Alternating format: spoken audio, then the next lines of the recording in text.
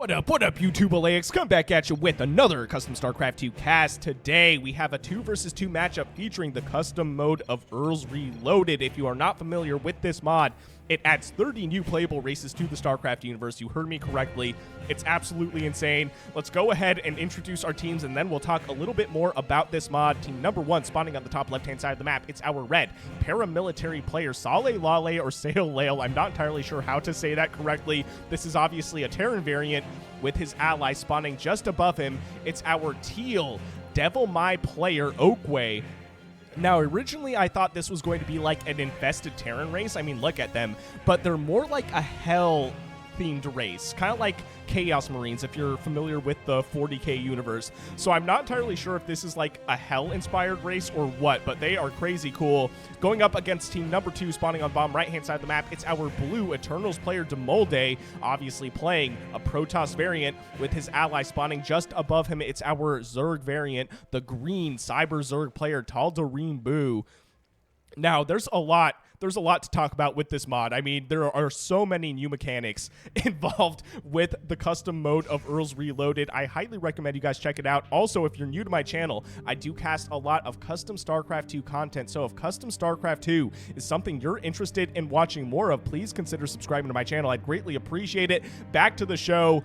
I'll go ahead and try to talk about these races as best as I can when the game slows down. Right now, though, we have some scrap Hellions running to the other side of the map. I think on the mini-map, I already saw one of them did go down. They did spot what looked to be a probe running to the third base location. So I think our blue Eternals player was thinking about expanding to a third location. Now, this is a lot of Hellions, but the Burning Nexus, which is the main structure right here, has exactly what we just saw. It's insane. So this is fire from the heavens. What this does is it shoots a big pillar of damage, 50 damage in a straight wide line, creates Vengeance Protocol at the end of the line. That lasts 15 seconds. That Vengeance Protocol, those were the 3 shades that we saw just at the edge of that fire line. Now, one other interesting thing about the Eternals is that they rely on combat protocols. So that circle that we see on the back of the initiator right here, this is the combat protocol. So targeted unit gains 40 more life, shields, and deals 20% more damage for 25 seconds and gains 1 charge of special ability if it is present. So instead of upgrades, the Eternals have foregone upgrades. They rely on combat protocol, and I love the animations on these initiators. They are so cool. Obviously, they do look like adepts, but they are not adepts, not in any way, shape, or form. Now, I did call these probes, but these are technically Solarite probes. So these are like heavenly Protoss going against like hellish or corrupted Terran. I think it is so cool. Now, these Hellions are a little bit squishy. As we can see, they are trying to avoid taking too much damage from only 3 initiators, but we have a lot more Hellions on the way as well, getting repaired by the RTCs, which are the SCV equivalent for the Devil Mai race. We also have Colonial Militia running around on the map as well, and I love the portraits. The unit portraits are super, super cool. Now, one thing I do want to mention about the Cyber Zerg is they do not have larva. No, they build things a lot more like Terran. We can build units from the assembly pool, and we also don't expand with diggers or drones. So these drones, yes, you can build a cyber hatchery, but that's only if you have none available. Otherwise, you build the cyber hatchery from your AI center, which is your building structure, basically. So this builds stuff for you. It is super, super sick. Now we have some cyberlings running across the map. These are not called Zerglings. No, they are called cyberlings running to the Devil Mai side of the map. We do have a Hellstorm turret here, which does shoot down, and look at that. That is insane. Literally a turret. The rest of the cyberlings getting picked off by the Hellions, the scrap Hellions. We also have some cyber banelings as well, doing some tremendous damage to these Hellions. The Hellions ultimately survive, but take a ton of damage. Oakway saying, ow, ow, indeed, my friend. Now, oh, here we go. These are patrol fighters. Now, the patrol fighters, these things are actually insane. These are basically interceptors that are built from starports. They cost, I think, 25 minerals. They take 7 seconds to build, and I think they have, like, what, 25 HP? Yep, 25 HP, and look at this. They literally act as interceptors, but you can control them directly because they don't come from carriers. It is ridiculous. but the fire from the heavens doing tremendous damage, saving itself. The Burning Nexus, man, the defensive capability on it is absolutely insane. We have some warp-ins as well of some more units from our Eternal player. They do have warp gates, but these Hellions, they are moving so fast, man. Oh, they must have been upgraded, but I don't know what that upgrade is called. I tried looking at the upgrades earlier when I was kind of vetting this game. Typically, I don't vet games, but because I'm not familiar with any of these races, really, I kind of had to. You know, I watched maybe about the first 5 minutes. So now we're going in blind. I have no idea what's going to be happening after this. But these Hellions are moving so fast and actually getting into the main base for the green Cyber Zerg player. Meanwhile, we have more fighters. They do use their stealth maneuver, but the stealth maneuver does terminate when they start doing damage. So the stealth maneuver for those fighters, those interceptor-like units, cloaks them up until they do damage, which is actually insane because you wouldn't be able to see them on the minimap, and then suddenly base number 3 or something is under fire. Now, these orbital strikers, the Ravager equivalent, are trying to do some damage to these Hellions, but they just move way too fast for their ability. Ultimately going down, but great moves by DeMolde as well, intercepting those Hellions. Now the challenge with our blue player right now is this is a very slow-moving army going against very fast-moving units from both players on the opposing side of the map. We have a Hellion here as well with 1 kill. Ultimately does go down to the fire from the Heavens ability. Oh, man, that is rough. How many workers does our green Cyber Zerg player have left is the question. 12 drones left. That is rough. Taking a look at the red player as well. Wait a minute, what do we have here? Oh, we have more Hellions. More Hellions trying to do some damage. We have 1 up top as well, but ultimately going down. I mean, the Burning Nexus just has such insane defense. It's insane. But I think that's kind of fair. I mean, obviously, you know, balancing 30 races is just an insane concept. But when you have a slow-moving army, I mean, you know, fair enough. I mean, look at how fast these Hellions move. That is disgustingly fast. It is insane. We have more fighters as well getting pinged. I wonder where they are going to go next. But, oh, no. TaldarimBoo, you have to move your units. How many drones do you have left? You have 4 drones left, bro. Oh, no. These Hellions doing so much damage. The Solarite probes are leaving. And the Hellions actually taking the shot from the Fire of the Heavens ability from that Burning Nexus pretty well, surviving. Ultimately going down to the rest of the DPS for our blue player. But oh no, this is so many patrol fighters, man. And here it is. That is the stealth maneuvers that I was talking about. Oh, man, absolutely destroying base number 4 instantaneously. This is actually insane. Yeah, and DeMolde, oh no, having to run around the cliff to defend against this. Luckily, taking out the majority of those patrol fighters and just barely saving the Burning Nexus. Oh no, that is brutal. That is absolutely brutal. Luckily has base number 3, but base number 3 is looking really soft right now. I mean, this is going to go down. Like, the next hit, it's going to fall apart, man. Oh, no. So these patrol fighters. Oh, actually, and I don't know if that was a cancel or not, actually. I don't think it was. I don't think DeMolde got the cancel on base number 4. Oakway saying he has an evil idea, and Oakway, my guy. I mean, you're playing the corrupted Terran, so that is totally thematically correct. I like that. Very on brand. I wonder what the evil idea is, though. SaleLale is like, yes? What is this evil idea we have in mind? What's he pinging? What is this? I mean, we have a launch bay. I mean, look at this stuff. The macro structures for the Devil Mai race, the corrupted Terran race, as I'm calling them right now, is so cool looking. I mean, look at this. You have the launch bay, which I think is creating flying units, as we can see. And look at that. That is super sick looking. We also have nuclear silos. I like this. So Glory of Destruction. Every nuclear silo grants heroes 1 stack of glory and power. Nuclear silos can grant only up to 96 glory or power. So I think there are hero units for this race. We haven't seen any yet, as far as I know. But now DeMolde is like, okay, you know what? Let's move across the map Unfortunately, his ally is kind of out of the game until he rebuilds his economy. And oh no, we have more hyperspeed Hellions running to the back, or I guess driving to the back of the main base for our Eternals player. Meanwhile, we also have more patrol fighters attacking base number 4. Base number 4 does survive, as does the main base for our Protoss, or Eternals player, I should say. Combat protocol is active on virtually this entire army. We also have a Fallen, and look at this. Look at this this portrait. It looks so cool. So the Fallen looks like some sort of Templar equivalent. It has concussion shot. It has take, which kill the targeted non-heroic and massive unit. It just kills a unit instantly. That's really cool. Artificial Storm creates a storm of psionic energy that lasts 3 seconds, causing up to 35 damage. So that's basically Storm. Not bad. And I love this. Look at this. The Cybros Arbiter. That is super cool looking. Oh man, especially with the combat protocol on its back right there. So it has cut connection, cuts hive mind, transmitter, and side connection of all units in the area, making them untargetable or uncommandable and unselectable. Ignores heroic units.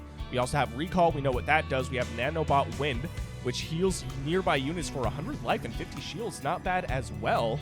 And we have initiate combat protocol. Now what do we have here? Oh no. We have a lot of interceptors as well as ground shakers. And we have, what are these? Tankers. So the tankers, what do they do? Allows tankers to launch shrapnel after his weapon missile hits the target, damaging enemies in a cone for 20 damage, deals double damage to light units. That is insane. So we have what appears to be a potential base race in the works right here. Ladies and gentlemen, this is insane. Oakway saying help. We have a nuke that just landed on top of this army, but the Eternals literally don't care. SaleLale saying Genghis can't. SaleLale or SaleLale, I'm so sorry if I'm saying your name incorrectly. I literally don't know how to say it. That is my fault. Oh, wow. Okay, so it looks like Oakway's base is in a lot of danger. Meanwhile, though, the tankers destroyed base number 3. We are officially, I think, in a base race situation. Oakway saying he's dead, and then SaleLale saying, hey, look, if you're dead, bro, I'm dead, but we're in this together, and that's all that matters. We have a nuke in the main base for the green player as well from our explosive specialists.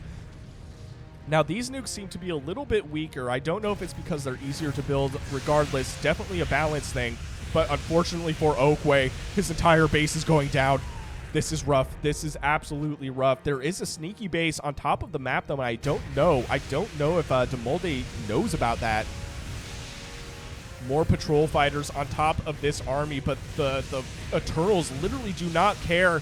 Now, our flagship, which is our mining structure, can lift off and become a battle cruiser. So that is what we're witnessing right here. DeMolde actually leaving the game. Wait a minute. I mean, you lost your entire army, but you're still very much in this game. I mean, from a game perspective, you took out one of your opponents. SaleLale saying, Pyrrhic victory. What is this? How many nukes? 9 nukes? Oh, wow. What the hell? What is that? That is insane. So many nukes. We've got the hoverers, though, doing some damage, but unfortunately these explosive specialists will be able to take them out. We have the greater nanobot center, which is a detector. The nanobot centers, the normal ones, are not detectors, so the overlord equivalents basically. We have so many nukes, dude. We have so many nukes. We have more patrol fighters, but at this point I don't know. Luckily, TaldarimBoo now has the economy of his ally, but he really has to make sure that he keeps this this blue stuff alive, man. We have some decent mining going on. These probes are not mining. I would move them onto the mineral line because this is not full saturation. Looks like these Cybros Guardians, Photon Cannon equivalents, are taking out a lot of these patrol fighters, but the patrol fighters, man, they are like almost expendable. I mean, they do cost 25 minerals. They take 7 seconds to build. So, you don't want to necessarily lose them all, but very cheap units for what they're doing right now. I mean, they basically decided, I feel like, the middle part of this game. Now, one thing I do want to mention as well, I didn't get to mention it yet. You can only build one flagship at a time, right? So you can't necessarily expand. What you do is you have a drop ship that you can later build that becomes another kind of drop-off point for resources. So something to keep in mind as well. The paramilitary can expand. It just takes a little more kind of hoops to jump through to expand. You can't just, you know, use an SCV or a comma in this case, I guess. Oh, man. This is rough. This is still technically anybody's game. Oakway saying he's trying to re-tech. This is so many nuclear silos. How many is that? 8. I think that's 8 nuclear silos. That is disgusting. And I just love the look of the Devil Mai race. I mean, Erls, the creator of this mod, I know you're going to watch this. Let me know what the inspiration is for that corrupted Terran race. I'm getting like Chaos Marine vibes from Warhammer, but I could be totally wrong because I thought they were infested Terran, but they are very much not infested Terran. Oh, and I love this, the missile hosts. So we haven't seen them in action yet, but basically they're like Swarm Hosts if Swarm Hosts had turrets on their backs. Here we go. Look at this Earthshaker missile. After a short delay, launches a missile dealing 75 plus 30 damage to structures in an area and restores all charges on cooldown. But this is a lot of hoverers, man. Oh, this is so many hoverers, bro. And the hoverers do so much damage. They have 2 different attacks for ground and air. So the fire laser shoots the air. Right here, 35 or 70 versus light. And we have the Eviscerator gun, so 20 damage or 40 versus armored. It's actually insane. We also have a Mecha Worm coming down. I love this. Oakway asking if they should go for the gold base. I don't know if you should go for the gold base right now. You have to defend against these hovers because if you're not careful, both of you guys are out of this game. I mean, at this point, TaldarimBoo has recovered. Oakway is in recovery from losing 2 bases. Oakway saying, oh god, there's so many of them. There's so many of them. The flagship did lift off, though. It has 1,500 HP. Let's see what damage it can do.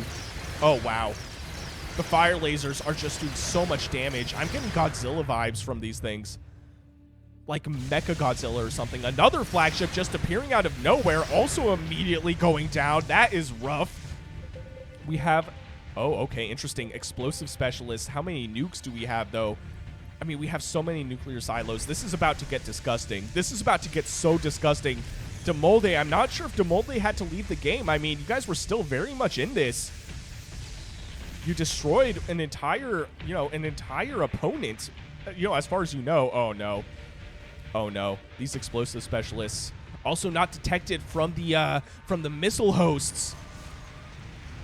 How many nukes is that? 20? What is going on?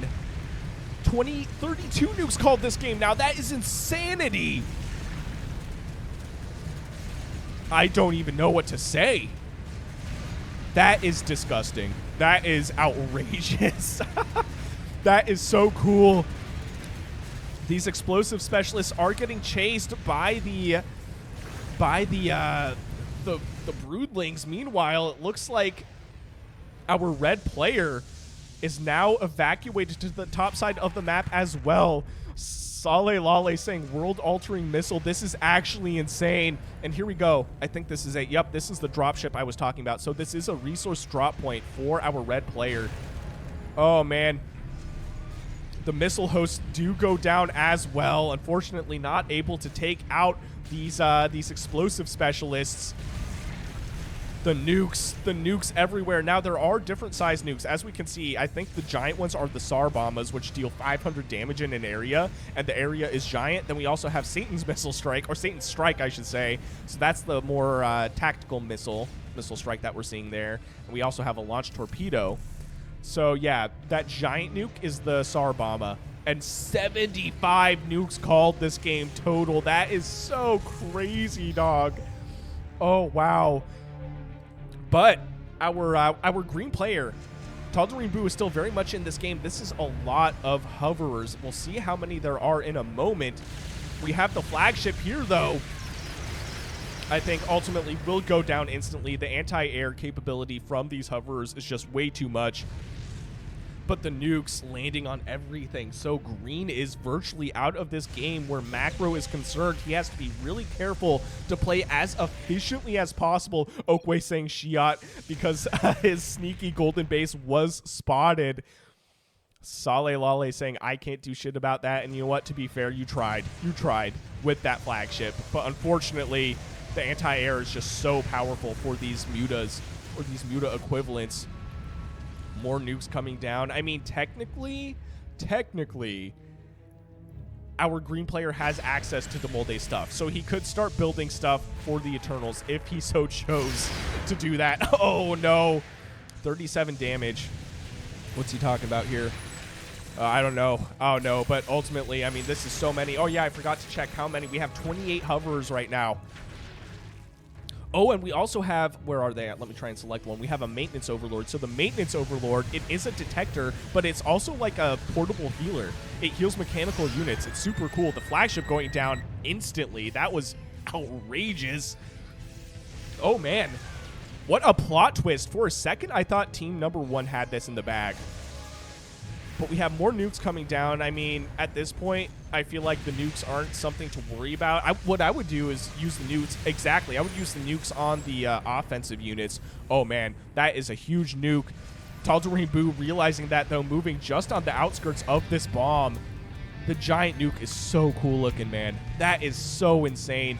There's just nukes everywhere. The nuclear silo is actually under fire, though. That is not good for Oakway. We also have missilers. That's literally what they're called. I think the Warhound type unit. So anti-air units for sure. TaldarimBoo has to be very careful not to lose these units. This is all he has. Oh, man. This is looking rough, but I think TaldarimBoo is coming out ahead. There is the flagship on the back of this, though, doing so much damage to all these units. That is insane.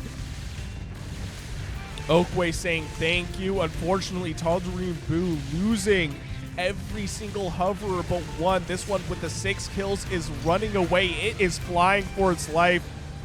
Ultimately going down. That is insane. Meanwhile, the front door for the blue base has been knocked down. SaleLale saying the hunter becomes the hunted.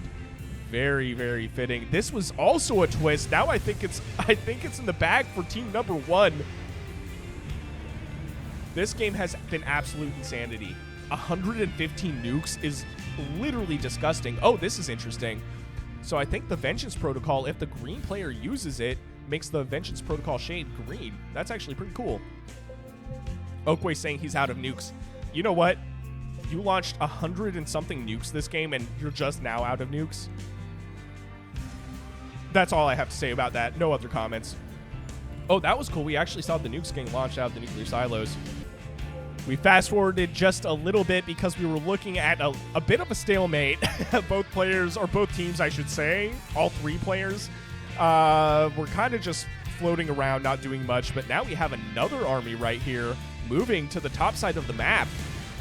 But we'll see if they can take out this flagship. I don't know if they can without the support of those hoverers. And nope, they can't. Look at that. That flagship was insane. And I think, what was it? Oakway saying that he couldn't kill this thing by himself. And here we go. Another little jump to the future. More nukes falling on this main base. And here we go. Oakway saying XDD. He is smiling. They know that they've won the game. Now it's just up to TaldarimBoo to decide when to throw out the GG, I feel like. I think that's the last structure, though. So TaldarimBoo actually not getting a chance to say GG. Oakway saying GG anyway. Victory going to team number 1. What a sick custom matchup. If you guys enjoyed what you saw, please consider shooting me a like and subscribe. I would greatly appreciate it. And if you want me to cast any of your own games, I will leave my email and Discord in the description below. And I'll see you guys on the next one.